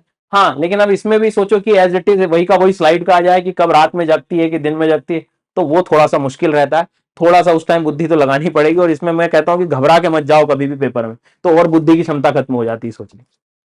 और मित्रों कुछ तो ऐसे प्रश्न है कि जो इंडियन फॉरेस्ट सर्विस के विद्यार्थियों को चेक करने के लिए भी है, कि अब जैसे सीलोन फ्रॉग माउथ वो बर्ड है कि क्या है, एंड सो मेनी। तो ये तो एक फ्लोरा फोना की बात थी। अब फिर ये भी सर ऐसे प्रश्न बिहेवियर, इसमें मैं बस लर्नर को एक में बस यही कहूंगा कि आप बेफिक्र रहो, मतलब खुश रहो और पढ़ाई करो। मेरा काम है, मैं सब रिसर्च करके दूंगा आपको, बट बात यह है कि आपको पढ़ना पड़ेगा, बाकी सब टेंशन फ्री रहो आप। और कुछ कड़वी दवाइयों में हाँ, ये था कि इसका एक इलाज और है कि अपने आसपास की लर्निंग जो है, आसपास जो बेसिक किताबें हैं यार, उनको पढ़ना शुरू करना पड़ेगा। जैसे बायो की किताबें हैं, इन्वायरमेंटल केमिस्ट्री वाला जो पार्ट 11 12, अब तक क्या होता था, हम एनसीईआरटी ह्यूमैनिटी के आसपास रहते थे, लेकिन पिछले कुछ 2-3 सालों में ये जरूर दिख रहा है कि और तुम्हारे पास कौन कौन सी किताबें एनसीईआरटी की, सब पे जाना पड़ेगा एक बार। तो पेजेस पलट लो, देखो, ऑब्जर्वेशन करके जाओ, मतलब वो भी जरूरी है, मुझे ऐसा लगता है। जी, जैसे मार्सुपियल का क्वेश्चन जो क्लास 12 बायोलॉजी बुक में सब ये डायरेक्ट दिया है। सर आगे बढ़ते हैं तो एनवायरनमेंट में और भी जो अलग किस्म के प्रश्न आते हैं। जैसे ये कह रहा था सर मैं, जी इनके सवाल आते हैं हमेशा। अब अपने को थीम पकड़ में आ गई, चलो मान लो अगली बार नहीं आया, लेट्स सपोज 0, पर मुझे पढ़ना चाहिए अभी भी, क्योंकि आप कुछ भी ट्रेंड देख लो, कुछ भी, ये एक टॉपिक ही हो गया, ये सिलेबस का पार्ट है, तो इसको आप मिस नहीं कर सकते किसी भी तरीके से। जी सर। और इसका एक तरीका और बताऊंगा, जो सेल्फ स्टडी कर रहे हैं, आप कुछ मत करो, हर दिन एक इंडस्ट्री उठा लो, वो खूब कर लो रिसर्च। मान लो आपको नहीं करना, पेड कोर्स नहीं लेना, कुछ नहीं, तो आप 1-1 4-4 घंटे हर इंडस्ट्री में बिताना पड़ेगा, और सब पूरे पॉल्यूटेंट लिखो, फिर उनको याद करो, और नहीं तो फिर क्लास में आओ, पोलिंग के आनंद लो और तुरंत याद करो। जी sir. So organisation and pollution ये भी एक फेवरेट जॉनर रहा है एनवायरनमेंट क्वेश्चंस का। हालांकि सर मुझे ये भी फीलिंग आ रही है कि इस साल जो एनवायरनमेंट का क्वेश्चन पिछले सालों के मुकाबले थोड़ा सा इजी ठीक था, मतलब बच्चे कर पा रहे थे। जी ये बात तो बिल्कुल आपने सही कही, और उसका यही रीजन था कि जिन लर्नर्स ने ये थीम्स पकड़ ली थी कि भाई 20 पे मत ध्यान दो, 12 पे तो ध्यान दो, तो 12 के लिए जो पढ़ के गए थे उनसे कन्वर्ट हो रहे थे क्वेश्चन। जैसे पहले पूछते मैग्नेटाइट पार्टिकल पॉल्यूशन जो बुक में ये शायद तो है, हाँ, इस बार तो मर्क्यूरी मर्क्यूरी पॉल्यूशन पूछा। ये दिया है। फिर ये वाइल्ड लाइफ पार्क में से कौन सी नदी गुजर के जाती है, इस बार ये नहीं आया। अब हो सकता है कि कई बार क्या होता है कि अपन ने बहुत अच्छी सीरीज पढ़ा दी, यूपीएससी वाले ने कहा कि चलो देख के आओ यूट्यूब पे कौन से टीचर क्या पढ़ा रहे हैं, अच्छा नेशनल पार्क बहुत पढ़ा, दो ही मत, ठीक है। तो ठीक है, अब इस बार क्या होगा, लर्नर कमेंट करेंगे कि अरे सर का पढ़ाया हो, नेशनल पार्क का एक भी क्वेश्चन नहीं आया, चलो मत पढ़ो, ठीक है 2 साल बाद फिर आ जाएगा, फिर वापस देखना। इसलिए जो सिलेबस में है उस पर भरोसा रखो, यूट्यूब की कमेंट्स पे मत जाओ ज्यादा। जी फिर जो पहले इस बार तो नाम सुने हो शायद प्रजातियों के कि स्क्वायरल है, चिंपांजी है, पहले तो कुछ ऐसा लेटिन और आल्गी फंगी सब पूछते थे कि मिल नहीं रहा था। सर इनका कोई भरोसा नहीं, मैं कह रहा हूँ वो फिर से बायोलॉजी वाले 11 12 की केमिस्ट्री सब ले आएंगे वो एक बार, मुझे जी जी जी हाँ, हमेशा अनप्रिडिक्टेबल। मित्रों इसमें एक और भी चीज, अंग्रेजी में एक कहावत है, one swallow does not make a summer, मतलब कोई एक बार कोई तुक्का चल गया तो हर बार चले वो काम का नहीं। फॉर एग्जाम्पल आज से कुछ साल पहले ये किताब थी एसेंशियल ऑफ इकोनॉलॉजी, वो कॉलिन टाउनसीड और ऐसे सब फॉरेन ऑथर्स ने ली थी, 10,000 रुपए की किताब आती। अब कुछ ऐसा हो रहा था उसमें से वर्ड बाय वर्ड कुछ क्वेश्चन निकले हो ऐसा दिखता था, लेकिन वो टाइम चला गया। पिछले 2 साल का अगर हम सब उसका सोर्स मैपिंग करें और खासकर इस साल का, तो इसमें से कोई ऐसा प्रश्न एक्सक्लूसिवली सॉल्व नहीं हो रहा है कि जो ऑलरेडी एनसीईआरटी में ना दिया हो। तो ऐसी सब किताबों में और मतलब मैं पैसा और टाइम स्पेंड करूं या इसकी कोई सीरीज आती हो देखने बैठूं, वो एडवाइजेबल नहीं होगा। फिर तो जू जाना पड़ता है सर। जी सर। फिर एक और भी चीज है कि पुराने पेपर क्यों सॉल्व करने चाहिए बार बार। फॉर एग्जाम्पल 2021 में एक प्रश्न था कि आपको वर्णन दिया था कि इस टाइप का जंगल है और इसके अंदर मतलब जो जमीन है उसमें न्यूट्रिशन नहीं है, और उसका कुछ जवाब होता था कि ट्रॉपिकल रेन फॉरेस्ट। अब इस साल जो प्रश्न है उसमें स्टेटमेंट 1 ऐसा है कि soil in tropical rain forest is rich in nutrients. तो ये तो खुद ही गलत हो जाएगा, क्योंकि पिछले साल के हिसाब से हमने इतना तो पढ़ लिया कि भाई इस जमीन में तो इतना पोषक द्रव्य नहीं है। तो अगर ये गलत है तो अजर्शन रीजनिंग में आप जानते हैं फर्स्ट स्टेटमेंट रॉन्ग तो डी ऑप्शन हो जाए वगैरह। तो मॉक टेस्ट के पीछे घूमने की जगह थोड़ा और हाँ, भी। और ये एनसीईआरटी में भी लिए हुए ये कॉन्सेप्ट्स हैं प्रॉपर, मतलब 11वीं के एनसीईआरटी में पढ़ेंगे हम लोग, तो ट्रॉपिकल रीजन जब, इक्वेटोरियल रीजन जब समझाया जाता है तो वो बताते हैं। तो मतलब मुझे ऐसा लगता है आज भी पेपर को देख के 50-60% है जो आता है वहां से, और 40% का करीब चेंजेस हुआ है, तो इस पे मैं फोकस करूंगा। तो अब इस बार ये हुआ है कि इसमें से ही बच्चों ने गलत करे हैं कई बार, जो प्रीलिम्स नहीं हुआ, ये तो छोड़ ही दो। तो मतलब ये है कि जो आ रहा है उसको तो मुझे छोड़ना ही नहीं चाहिए, बेसिक कहानी है। Correct sir. अपन वो सब आप जानते हैं यूट्यूब गेस्ट मास्टर गिरी। हाँ, और सर उसी पेपर को यदि आप 20 दिन बाद देखोगे तो लगेगा ठीक है, वो जो ऑरा होता है ना उस टाइम, तो कुछ अलग ही हम लोग रणनीति बना लेते हैं दिमाग में। अच्छा सर, मुझे एनवायरनमेंट के प्रिपरेशन सोर्सेज के बारे में ये पूछना था कि सामान्य रूप से जो लोग एडवाइस करते हैं, एक तो एनसीईआरटी के ज्योग्राफी, एनवायरमेंटल केमिस्ट्री, वो केमिस्ट्री की क्लास 11 की किताब से, क्लास 11 12 की बायोलॉजी के सिलेक्टिव चैप्टर्स, फिर एनआईओएस से पढ़ो, फिर न्यूज़पेपर, मंथली पीडीएफ, फिर शंकर आईएएस वगैरह। हालांकि शंकर आईएएस का पहले जितना कुछ स्ट्राइक रेट अब दिखता नहीं। तो ये सब देखते हो मतलब what is the way forward, कौन सी किताबें हैं, क्या करना है? सर मुझे ऐसा लगता है कि आपको सबसे पहले जो पेपर्स आ रहे हैं या जो भी चीज आ रही है उसकी थीम्स पहचाननी पड़ेंगी, और थीम वाइज चीजों को पढ़ो। मेरे हिसाब से पोल्यूशन है तो बेस्ट पोल्यूशन हो सकता है कि आप थोड़ा इंटरनेट और करंट अफेयर से निकालो, क्योंकि कई बार आप मर्क्यूरी पोल्यूशन हुआ, जब इनके आर्टिकल्स आते हैं तो उसमें दिया रहता है कि क्या क्या चीजें हैं। तो मेरे हिसाब से अभी भी आज भी मुझे लगता है कि ये सबसे ज्यादा इंपॉर्टेंट चीज है। द रीजन इज कल को कॉन्फ्रेंस ऑफ पार्टी नहीं होगी तो वो जो किताब है उसमें वो कोई काम की नहीं रहा, नया कॉन्फ्रेंस ऑफ पार्टी का कुछ आना होगा तो वहीं से आएगा, नई मीटिंग का आएगा। तो बुक कई बार एनवायरमेंट की ज्यादा काम नहीं कर पाती है, इसलिए थोड़ा इस पे ध्यान देना। और इसी के लिए यूट्यूब पर मैंने अब वीकली शुरू किया है कि लर्नर आप, क्योंकि हिंदी मीडियम के लर्नर बड़े परेशान कि मैं द हिंदू से पढ़ूं, इंडियन एक्सप्रेस से पढ़ूं, कहां से पढ़ूं। आप कुछ मत करो, ये वीकली वाला जो मेरे चैनल पे मिल जाएगा आपको, वहां से आप पढ़ें, इसमें सब चीज कवर करिए। और ये एक्स्ट्रा इन्फॉर्मेशन भी मैंने अब थोड़ा सा निकालने का प्रयास कर रहा हूँ। रही बात पोल्यूशन की, तो आप एक एक पोल्यूशन भी उठा के अपना खुद भी रिसर्च कर सकते हैं, इंटरनेट बहुत अच्छा सोर्स है। हाँ, ये जरूर पढ़ना पड़ेगा ताकि एक स्टैटिक पोर्शन आपका बेहतर हो जाए। तो ये बेहतर है मेरे हिसाब से, थोड़ा इस पे फोकस करना है। टीचर की सहायता लोगे तो ज्यादा बेनिफिट है, याद रख पाओगे ज्यादा दिन। मतलब मित्रों की एनसीईआरटी और वो फाउंडेशन तो करना है। हाँ, करंट अफेयर्स में सुदर्शन सर अपनी सीरीज शुरू कर रहे हैं, और बाकी आप खुद से भी रिसर्च वगैरह से बना सकते हैं। और उसके अलावा भी एनवायरनमेंट, डिजास्टर मैनेजमेंट, इसके प्रीलिम और मेंस के लिए कॉम्प्रिहेंसिव कोर्सेज सर के अनअकैडमी प्लेटफॉर्म पर अवेलेबल है, उसका भी आप फायदा उठा सकते हैं। तो ये कुछ बातें थी एनवायरनमेंट की। सर का जो लाइव क्लास जो लेते हैं अनअकैडमी पर, उनकी भी कुछ खास बातें कि बेसिक कंसेप्ट आपके क्लियर करवाए जाए, डाउट रेजोल्यूशन की पूरी रेज अ हैंड फीचर है, प्रीलिम और मेंस के सब test series including answer writing practice, doubt clearing के सेशन रहते हैं। और तो इसमें सर जैसे अभी हम लोग क्या करते थे कि क्यूईपी के थ्रू मेंस आंसर राइटिंग कराई है, साल में मैंने एक आध कोर्स मेंस आंसर राइटिंग का करा दिया। अब मेरा प्रयास है कि थ्रू आउट जैसे क्लास चलती है उसमें भी मैं थोड़ा कराने वाला हूँ, थोड़ा बदलाव है मतलब, या कह सकते हो कि ऐसा डेवलपमेंट मेरी क्लास में जो और लर्नर को बेनिफिट करेगा। क्वेश्चन प्रीलिम्स में अपने ऐप के थ्रू हो ही जाते हैं। अब मुझे ऐसा लगा कि 50-60% लोग बच्चे कर लेते थे, पर क्या होता था 30-40% नहीं करते थे। तो अब मैं थोड़ा सा सोच रहा हूँ क्वेश्चन शीट्स के फॉर्म में दूं कि भाई करना है, मैं चेक करूंगा। तो थोड़ा सा आप इन क्लासेस की मदद से एक रेगुलरिटी में भी आ जाएंगे ऐसा। डेफिनेटली सर, और ये सब की मदद से it will make your preparation more discipline. बिल्कुल। तो ज्योग्राफी और एनवायरनमेंट के बारे में हमने देखा। नेक्स्ट हम आगे बढ़ते हैं, इंटरनेशनल रिलेशन, उसमें किस टाइप के क्वेश्चन आए और तैयारी का क्या रुख होना चाहिए। और राइट फ्रेंड्स, तो हम लोग देख रहे थे यूपीएससी प्रीलिम्स 2024 की रणनीति। अब तक हम लोगों ने ज्योग्राफी, एनवायरनमेंट, पॉलिटी, ये सब सब्जेक्ट देखे। आगे बढ़ते international relation, history, economy, science, person in news, sports, ये सब देखना है। स्टार्टिंग विथ इंटरनेशनल रिलेशन, जिसकी चर्चा करने के लिए मेरे साथ मौजूद हैं प्रतीक सर। तो सबसे पहले हम लोग देखें इंटरनेशनल रिलेशन में मित्रों कुल मिला के 4 जात के सवाल आते हैं। पहला कुछ है ऑर्गेनाइजेशन इन न्यूज, जैसे G20 है, शंघाई कोऑपरेशन में भारत उसका मेंबर है कि नहीं।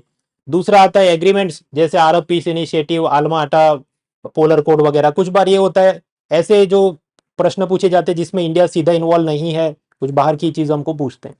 तीसरे आते हैं पर्सन, माफ कीजिए, places in news, maps in news, खासकर नेगेटिव न्यूज में जो रहे हो कि सूडान में बहुत ज्यादा फेमाइन या अकाल हो गया था वगैरह पूछा जाए।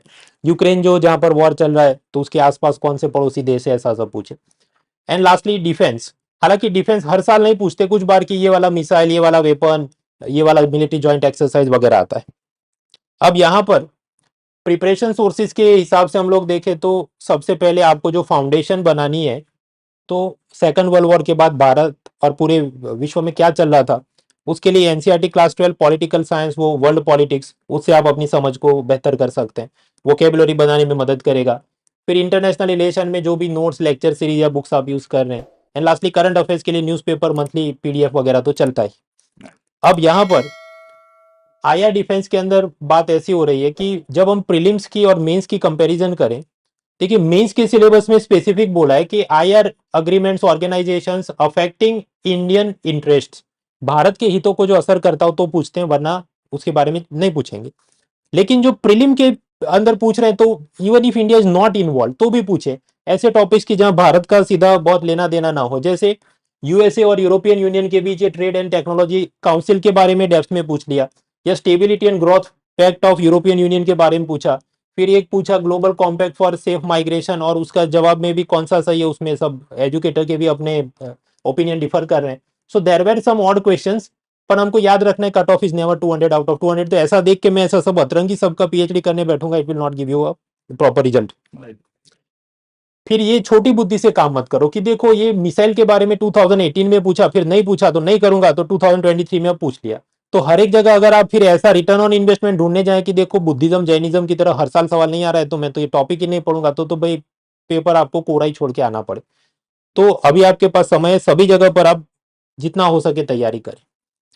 जहां तक वोकेबुलरी और अंडरस्टैंडिंग डेवलप करनी है तो इंडियन एक्सप्रेस में वो सी राजा मोहन की कॉलम सीरीज आती है, वो भी आप देख सकते हैं।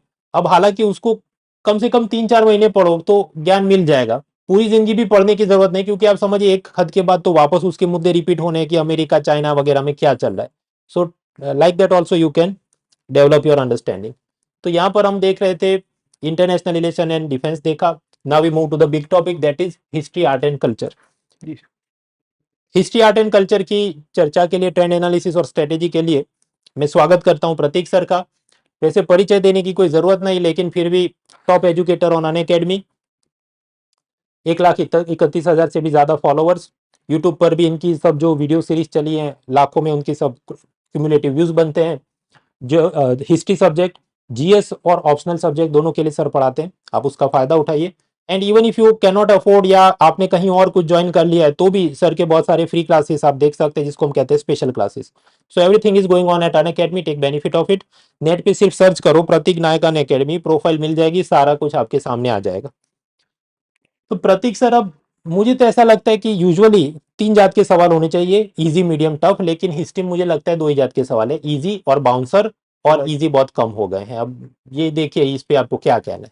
सर 2-3 प्रकार की चीजें हैं। एक तो मॉडर्न हिस्ट्री में से जो सवाल आ रहे हैं वो आजकल बहुत टफ आ रहे हैं compare to the ancient history, जहां से अटेम्प्टेबल हो सकता है।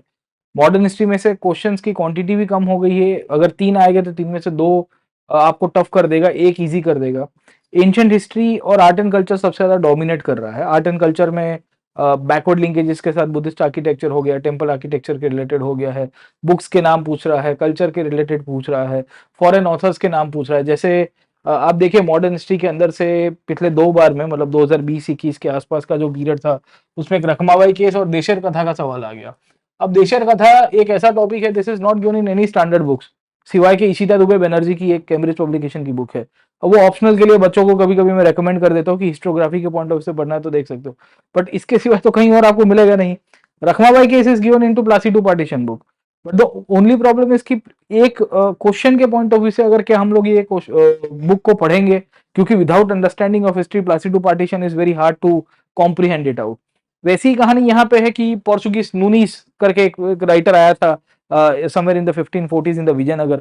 उसने क्या क्या ऑब्जर्व किया स्त्रियों के बारे में। ओके, अब वुमेन एज अ सोसाइटी का जो थीम है वो बड़ा इंपॉर्टेंट है, वो चाहे एंशिएंट इंडिया में हो गया, पिछले साल क्वेश्चन आ गया था कि वुमेन के स्लेवरी राइट्स क्या होने चाहिए। तो आप देखिए मिताक्षर सिस्टम भी टॉपिक है, वो भी वुमेन को राइट्स को लेके है। तो यूपीएससी ये कह रहा है कि देखो हम तो प्राचीन, मध्यकालीन और आधुनिक काल में स्त्रियों की दशा, दुर्दशा और अच्छी दशा कैसे हो रही है उसके बारे में किसने क्या ऑब्जर्व किया है, राइटिंग किया है, वो पता होना चाहिए। तो इसमें हमको थीम पकड़नी होगी सोशल इश्यूज के ऊपर, एंशिएंट इंडिया के सोशल इश्यूज, मिडिवल इंडिया के सोशल इश्यूज, और उसमें किस किस ऑथर्स ने, किस किस राइटर्स ने, फॉरेन ट्रैवलर्स ने क्या ऑब्जर्व किया है, वो हमको एक तो लिखना है। तो इस प्रकार के सवाल बहुत आए हैं फॉरेन ट्रैवलर्स के पॉइंट ऑफ व्यू से, हर साल आता रहता है, बाहर की कोई व्यक्ति ने क्या क्या चीजें ऑब्जर्व की उसके ऊपर।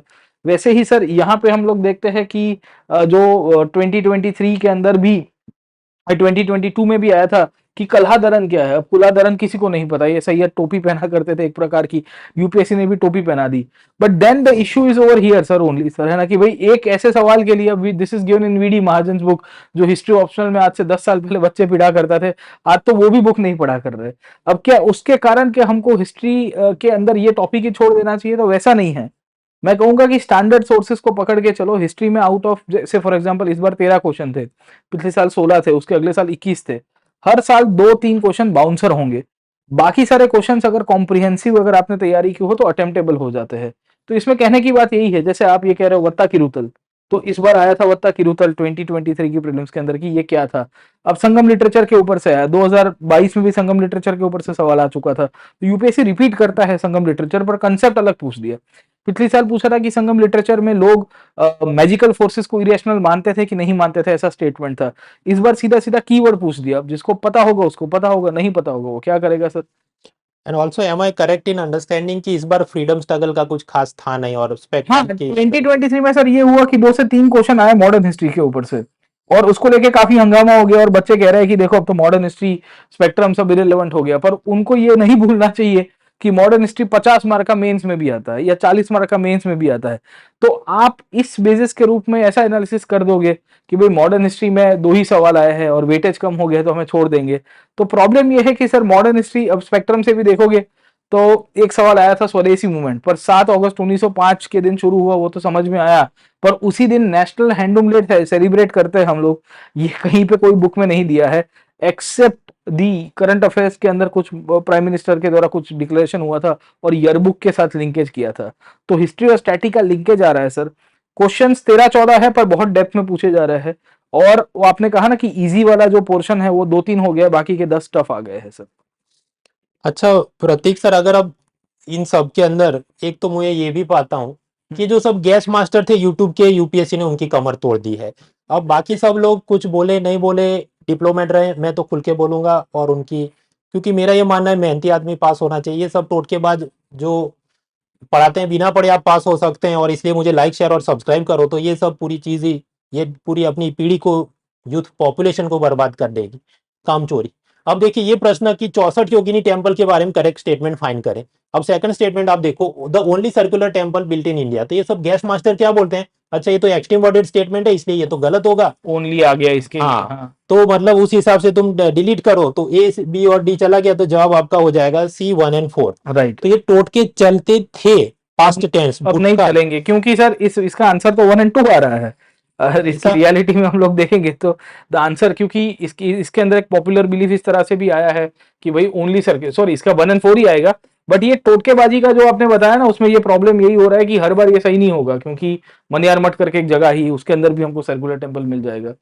अब फॉर एग्जांपल इस बार तो कैसे यूपीएससी ने कमर तोड़ी है, देखिए चेस ओलंपियाड के बारे में करेक्ट स्टेटमेंट फाइंड करो। पहला बोलता है it was for the first time that chess olympiad held in India, तो गेस्ट मास्टर क्या बोलते हैं कि नहीं ये तो एक्टिव वर्ड के हिसाब से गलत होना चाहिए, हालांकि ये सही स्टेटमेंट है कि पहली बार भारत में हुआ था। तो ये सब शॉर्टकट्स आप ना लीजिए, दैट इज माय एडवाइस। हालांकि सर अब इनकी कमर तोड़ के चलने के चक्कर में जो निर्दोष हैं वो भी इनोसेंट बाय स्टैंडर्ड का भी सब कुचले जा रहे हैं। जैसे ये सब प्रश्न पूछा, इसको कैसे सॉल्व कर सकता है सर? इसमें रियलिटी ये है कि मैंने कहा कि हिस्ट्री में से हर साल अगर 15 क्वेश्चन आ रहे हैं तो 2-3 ऐसे होंगे जो मार्क्स से आएंगे। एक टीचर के रूप में मैं भी कह रहा हूँ कि आपको स्किप कर देना चाहिए rather than attempting this kind of questions. Okay ना, आपके पास क्योंकि सर 4 ऑथर अलग अलग पीरियड से, इसमें एलिमिनेशन भी नहीं चल रहा है। मिलिंद पन्हो एक अननोन ऑथर के द्वारा लिखा गया था जिसमें नागसेन और मिनेंडर करके एक बुद्धिस्ट राजा थे, इनके बीच में डिस्कशंस था, पर यहाँ नागार्जुन ने दिया है। नागार्जुन ने तो माध्यमिक करिका करके बुक लिखी थी। हमीर महाकाव्य किसी को नहीं पता, देवी चंद्रगुप्तम विशाख दत्त के द्वारा लिखा गया था, ये पता था। बट देखिए सर, ये दोनों आने के बावजूद भी I am not sure as a teacher कि 2 और 4 किसने लिखे थे। खैर, अब मुझे पता है कि नयन चंद सूरी के द्वारा हमीर महाकाव्य लिखा गया और नीति व्याख्या अमृता सोमदेव सूरी के द्वारा लिखा गया।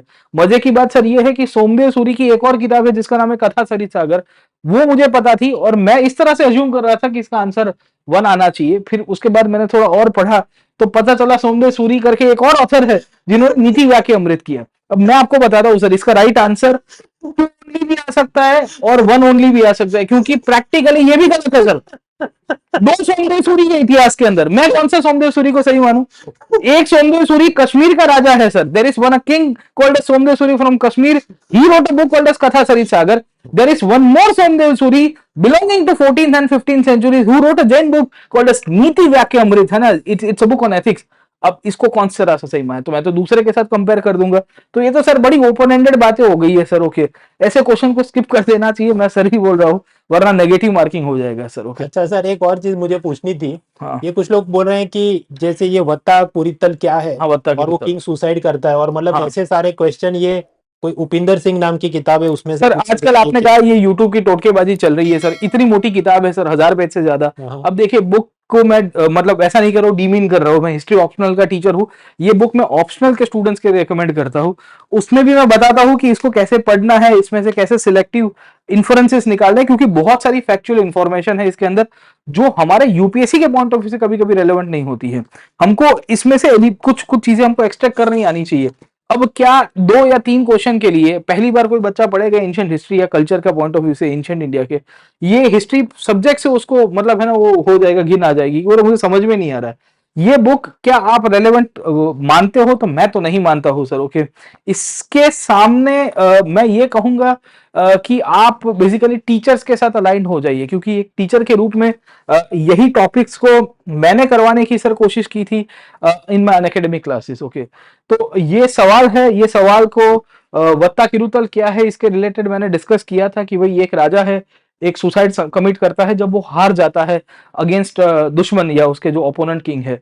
अब इसकी पूरी स्टोरी यहाँ पे बताई गई है सर, है ना। यहाँ डिस्कशन किया जा रहा है बच्चों के साथ कि भाई हुआ क्या था कि एक लड़ाई हुई थी बैटल ऑफ वेन्नी, जिसमें जो सामने वाला राजा था वो हार गया, चोलास और इनके सामने हुई थी। And over a period of time जो किंग है उसको रिचुअल सुसाइड करनी पड़ी सर। ओके, अब मजे की बात यह है कि इसमें रिचुअल सुसाइड राजा अकेला नहीं करता है। नेक्स्ट टाइम आपको यहां से सवाल आ जाएगा, इसके अंदर राजा के नजदीकी लोग थे वो भी सुसाइड कर देते थे। तो once you lose a battle, तो इस प्रकार की प्रैक्टिसेस आपको कहां से पता चलेगी? और इसको लेके मतलब इसका जो कॉस्ट बेनिफिट है वो मेरे हिसाब से बच्चों को बड़ा मुश्किल हो जाएगा सर, है ना, ऐसे क्वेश्चंस को सॉल्व करने के लिए। और ये बुक को लेके फिर ठीक नहीं है आरओआई इस हिसाब से आप देखा जाए तो।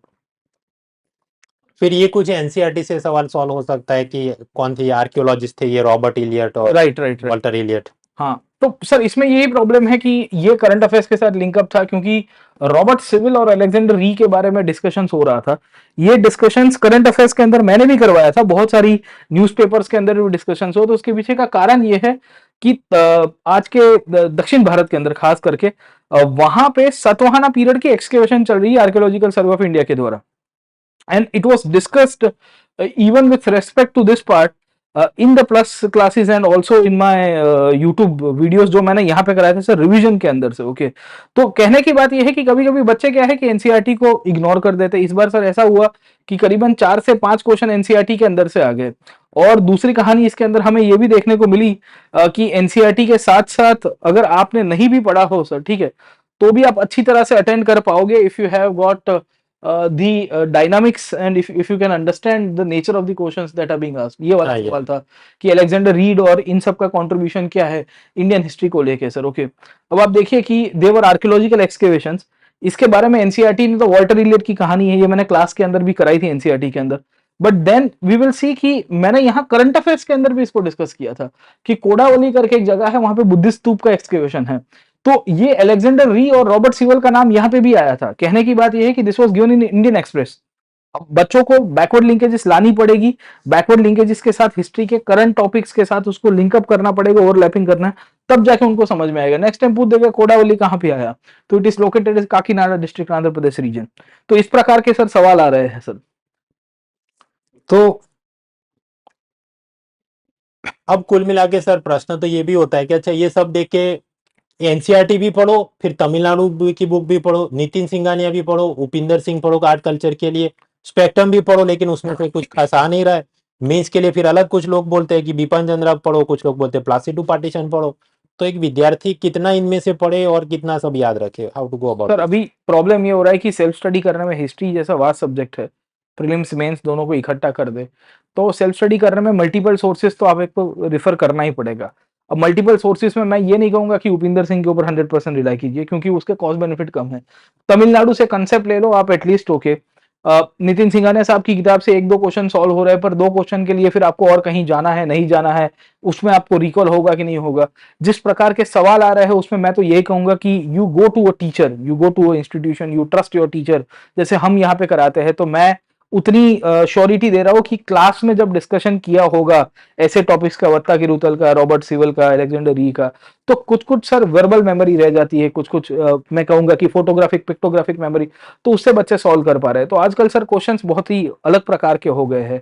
14-13 क्वेश्चन, 2-3 तो आ ही नहीं रहे हैं, 11-12 अटेम्प्ट हो पा रहे हैं, वो भी 5-6 सोर्सेज से करने पड़ेंगे, तब जाके आप कर पाओगे। और स्टैंडर्ड सोर्सेज में अवेलेबल है पर बड़ा स्केटर्ड है सर। तो मित्रों ये एक तरीका है, मतलब किताबों से तो पढ़ ही सकते हैं, बट इंस्टीट्यूट के साथ जुड़ते हैं तो सर की जो बातें सुनी होती है, स्लाइड्स में सब देखा हो कहानियां, तो याद रख सकते हैं। अच्छा सर, फिर भी क्योंकि बच्चों की काफी फ्रीक्वेंटली आज क्वेश्चन होते हैं, एनसीईआरटी तमिलनाडु तो आप बोल रहे हैं दोनों पढ़ने चाहिए, न्यू एनसीईआरटी प्लस तमिलनाडु कर देना चाहिए। नितिन सिंघानिया पढ़ना चाहिए। नितिन सिंघानिया के लिए सर 2 क्वेश्चन आते हैं। अब मेरा कैसा है कि भाई प्रीलिम्स में 2 आएंगे, पर मेंस के अंदर भक्ति सूफी मूवमेंट से वहां से सवाल हो रहा है, आर्किटेक्चर से सवाल निकल के आ रहा है, पर एनालिटिकल सवाल है, सीधे सीधे तो नहीं मिल जाएंगे हमको। बट एटलीस्ट एक बेस बनाने के लिए थोड़ा बहुत कर सकते हो, क्योंकि इस बार 2 आए, पर 2-3 साल के बाद अगर कल्चर का पोर्शन बढ़ जाएगा तो 5-6 सवाल वहां से निकल जाएंगे सर। पर सर अब वो तो ऐसी बात है कि मैं किंडल में उसको डाउनलोड करके सर्च करूँ कोई टर्म और मिल जाए, तो मैं तो किताब बेचने के लिए तो स्क्रीनशॉट दिखा सकता हूँ, बच्चे को कितना याद रहेगा? अब बच्चे को मैं तो वही इसके लिए तो कह रहा हूँ कि basically they should modify the way of learning rather than cramming from the books, क्योंकि बुक में से याद भी नहीं रह पाएगा। पर जैसे कोई उसने क्लास कर दिया, हमारे स्पेशल क्लासेस कर दिया, मैं कहूँगा यूट्यूब के रिसोर्सेज देख ले एक बार, कि डांस के ऊपर भी बहुत सारे वीडियोस अवेलेबल है, क्लासिकल म्यूजिक के ऊपर डिटेल उसकी थियरी दी गई है, तो उस तरह से करेंगे तो ज्यादा ठीक रहेगा। समरी अवेलेबल है नितिन सिंघानिया की, इनफैक्ट मैंने कराई है 1 आध साल पहले, तो एटलीस्ट वो देख ले तो कम से कम दिमाग में थोड़ा फिट तो हो जाएगा सर। स्पेक्ट्रम को क्या करना चाहिए, छोड़ देना चाहिए? स्पेक्ट्रम सर बड़ा मतलब डाइसी है, मैं कहूंगा कि मॉडर्न के लिए कोई और सोर्स अवेलेबल अच्छा है नहीं, स्पेक्ट्रम या और भी उसकी ऐसी रेफरेंस बुक है।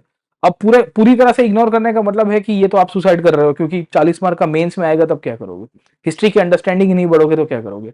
तो सवाल ये है कि rather than leaving it out, you learn the history, you try to connect the linkages, क्योंकि ये ब्रॉडर टर्म में यूज होगा आपको मेंस के एग्जाम में, क्योंकि इंटीग्रेटेड तैयारी करेंगे तो लाभ हो जाएगा सर। और ये इनका क्या हिसाब है, Bipin Chandra sir Plassey? Plassey to partition मतलब बड़ी एडवांस लेवल की बुक है, वो ऑथर सेंट्रिक बुक है, उसमें हिस्टोग्राफी आती है, क्योंकि शेखर बंदोपाध्याय ने कोट एक लाइन में बिपिन चंद्रा को किया होगा, दूसरी लाइन में सुमित सरकार को किया होगा, तीसरी लाइन में उन्होंने जादूनाथ सरकार को कोट कर दिया होगा। अब बच्चे को पता ही नहीं है कि ये ऑथर्स कौन कौन है।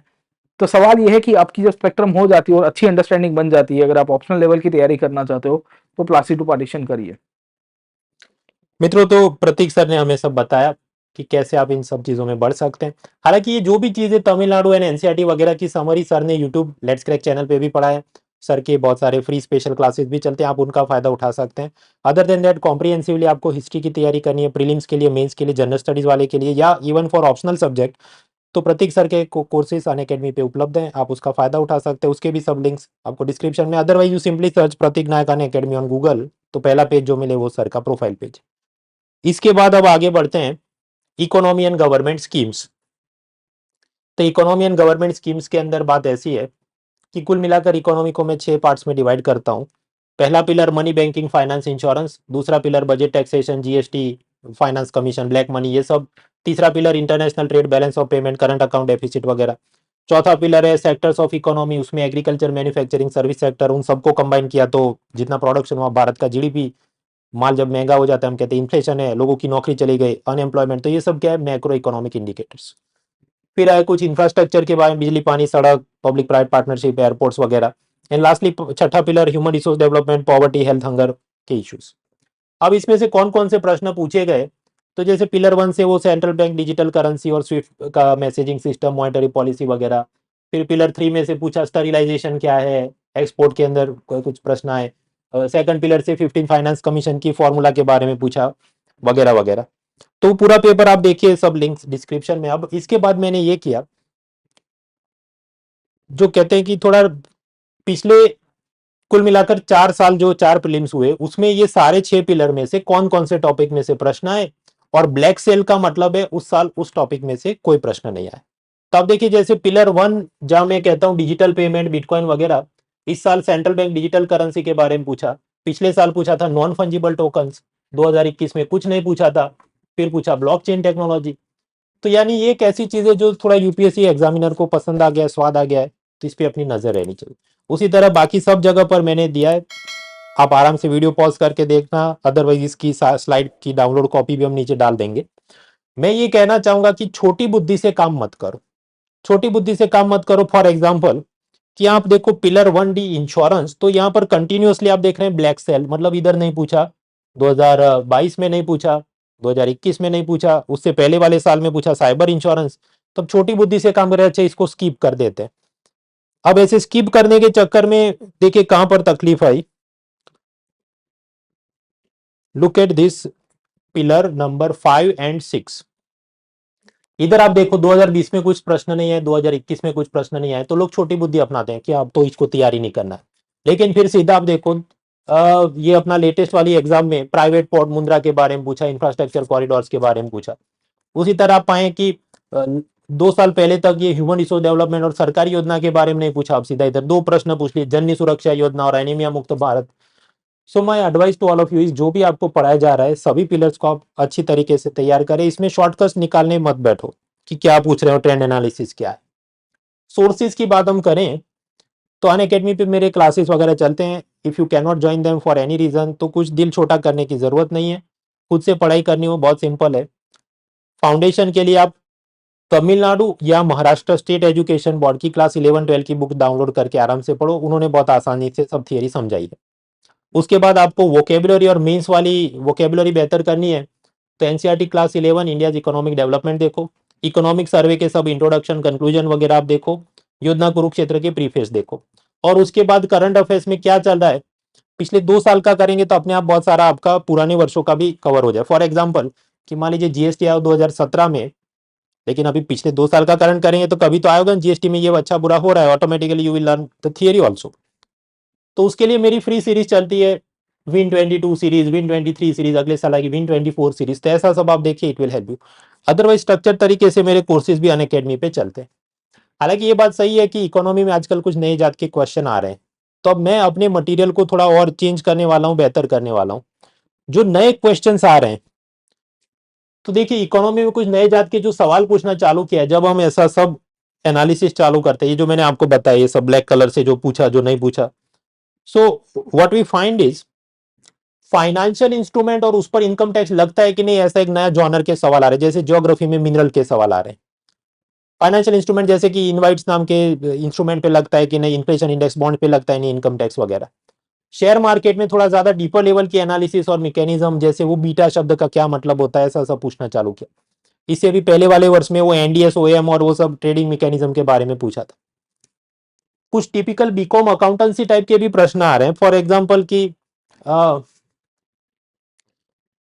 इंटेंजिबल एसेट्स के क्या प्रकार है, कंपनी का कैपिटल एक्सपेंडिचर इनमें से कौन सा है, इंटरनेशनल अग्रीमेंट ऐसे जहां पर भारत डायरेक्टली इन्वॉल्व ना हो, गवर्नमेंट स्कीम्स, अब वैसे हम वो पढ़ते ही थे लेकिन अब क्या कर रहे हैं, एग्जैक्ट एकदम डीप लेवल का उसका सेलिएंट फीचर पूछ रहे हैं। फॉर एग्जाम्पल ये उसने पूछा कि एनीमिया मुक्त भारत स्ट्रेटेजी, तो अब जनरल चीजें तो हम पढ़ते हैं क्लास में, लेकिन उसने एकदम एग्जैक्ट चीजें पूछी कि यहाँ पर डिलेड कॉर्ड क्लैंपिंग भी करवाया जाता है, मतलब बच्चा जो पैदा हुआ उसकी वो जो कॉर्ड है उसको तुरंत ही थोड़े समय बाद काटो ताकि उसमें से थोड़ा खून उसके शरीर में जाए तो उसको एनीमिया नहीं हो। तो इस लेवल की पढ़ाई तो हम पहले करते नहीं थे क्योंकि पूछने का रिवाज नहीं था, लेकिन इस बार पूछा है। हालांकि उसका सोर्स हम देखे तो again it goes back to India yearbook सरकार की, उसके चैप्टर 14 में स्पेसिफिक दिया अच्छा कि डिलेड कॉर्ड क्लैंपिंग से एनीमिया से हम लड़ सकते हैं, मुक्त भारत कर सकते हैं। तो इस लेवल की सब पढ़ाई करनी है। तो अब उसमें मैं ये नहीं कह रहा हूं कि आपको वो करनी है, वो तो टीचर के रूप में मेरी जिम्मेदारी बनती है कि मैं ये सब स्ट्रक्चर तरीके से डालूंगा और अपने मटेरियल को अपडेट कर रहा हूँ and you take benefit of it. और मेरा ये मानना है कि सभी कोचिंग इंस्टीट्यूट में सभी सब्जेक्ट के टीचर्स ने खुद से अपनी अकाउंटेबिलिटी इस तरह से बढ़ाने की जरूरत है कि अगर एग्जाम का ट्रेंड चल रहा है तो पैसा तो वो लोग आपसे ले रहे हैं कि आपका समय बचे, so then they have to work harder and make better material. तो ये मैं करने वाला हूँ एंड दैट विल हैपन।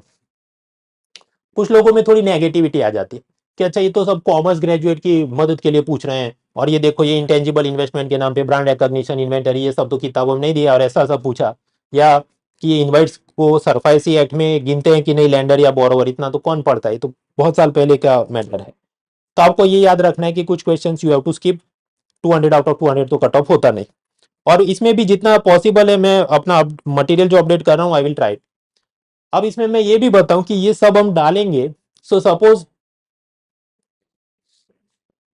पढ़ने लायक अपनी जो भी हैंडआउट वगैरह बनी हो, मान लीजिए वो कुल मिलाकर इंडेक्स और फोटोज और ये सब हटा दे और 800 पेजेस का है, तो अब मुझे ये सब नया डालना पड़ेगा, हो सकता है 900,000 पेज का वो सब हो जाए।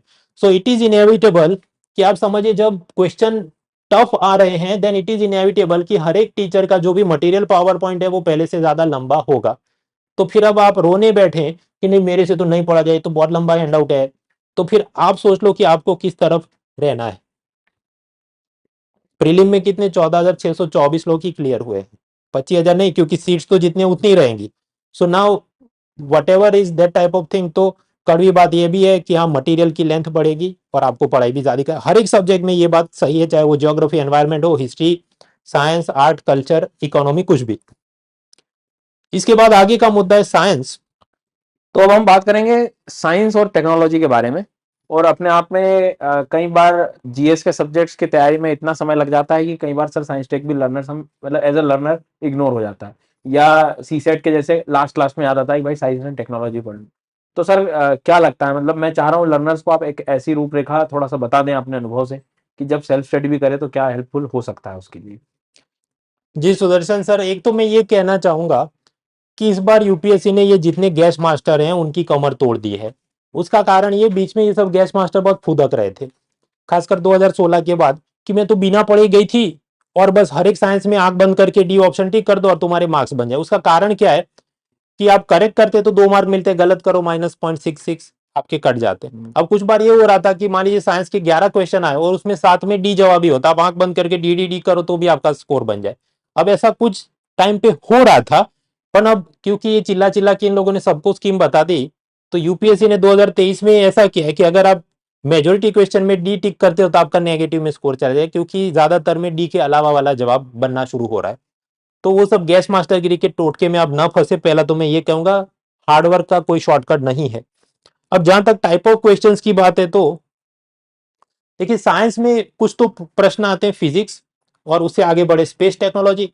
अब स्पेस टेक में पहले ऐसा था कि इसरो के सवाल पूछ लेते थे आंख बंद करके, इस बार कुछ की जापान का सैटेलाइट सिस्टम के बारे में पूछा। बीच में एक ऐसा ट्रेंड था कि सिर्फ करंट अफेयर्स वाला स्पेस पूछते थे, अभी ये लाइट ईयर क्या होता है, कॉमेट थियरी क्या होता है, ये सब के बारे में उन्होंने पूछा था। So you have to prepare those things also from NCERT and other standard books. Chemistry और उसके अंदर फूड एंड एनवायरमेंटल केमिस्ट्री इस बार हालांकि खास दिखा नहीं, पर कुछ बार ये भी आता है, तो मतलब ये वाला जो केमिकल है फूड में, जैसे वो मोनोसोडियम ग्लूटामेट और वो मैगी कंट्रोवर्सी के चलते चर्चा में था वगैरह। फिर हम देखें बायोलॉजी, तो उसके अंदर बायोटेक्नोलॉजी, पब्लिक हेल्थ, वैक्सीन, हालांकि वैक्सीन काफी पूछ लिया पिछले 2 साल में, तो इस बार कुछ था नहीं, पर बाकी सब जीनेटिक रिलेटेड काफी चीजें इस बार पूछी गई। कम से कम 2 सवाल तो ऐसे थे, वो कुछ हवा में से डीएनए का सैंपल लेते हैं वगैरह। उसके अलावा अलग से नैनो टेक्नोलॉजी और इंटरनेट कंप्यूटर टेक्नोलॉजी के बारे में प्रश्न कुछ बार वो वानाक्राई पेटिया क्या रैंसमवेयर है वगैरह आया था। इस बार हालांकि मेरे ख्याल से ऐसा कुछ दिखा नहीं, नैनोटेक कार्बन फाइबर का कुछ था।